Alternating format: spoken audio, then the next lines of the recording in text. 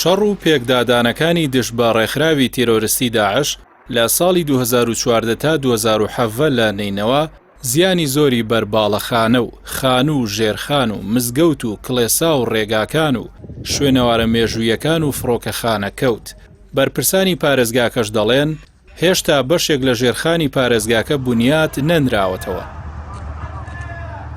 بە وتەی بەرپرسانی عێراق بەهۆی داگیرکردنی مووسڵ لەلایەن داعشەوە بە ڕێژەی لە سەدا 70 زیان بەرژێرخانی شارەکە کەوتووە و زیانە مادیەکانی مووسڵ با 100 ملیار دۆلار خەمڵێنراوە. بەڵام لە 2014 تا 2017 15 ملیار دۆلار بۆ ئاوەدانکردنەوەی ژێرخانی شارەکە خەرج کراوە. دوای کۆنتڕۆڵکردنەوەی پارێزگای نینەوە لە دەستی ڕێکخراوی تیرۆریستی داعش، شارەزایانی نێودەوڵەتی هەڵسەنگاندنیان بۆ زیانەکان کرد و دووبارە ئاوەدانکردنەوەی ژێرخانی پارێزگای نینەوە پێویستی بە 15 ملیار دۆلار هەیە. لە ئێستادا پرۆسەی دووبارە ئاوەدانکردنەوەی ژێرخانی پارێزگای نینەوە زۆر بە باشی بەڕێوە دەچێت.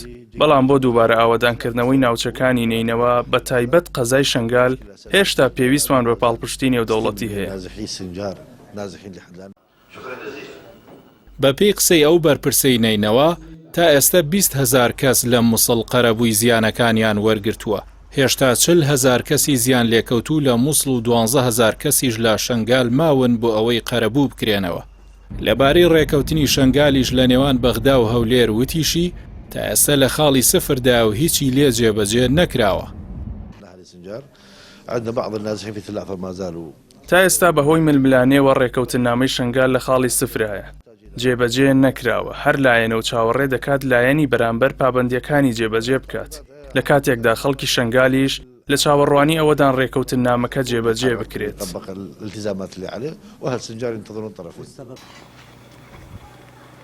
هاوکات قایمقامی قەزای تەلعفەر باسی لەو زیانانە کرد کە بەهۆی شەڕەکانی دژ بە داعش بە قەزای تەلعفەر کەوتووە.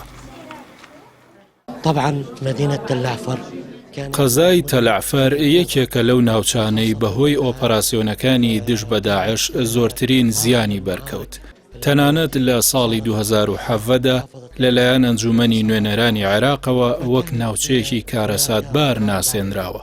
ئەویش بەهۆیەوەی دوای شەڕ و پێکدادانەکان لە سنووری نینەوە لە تەلعفەر ڕوویدا.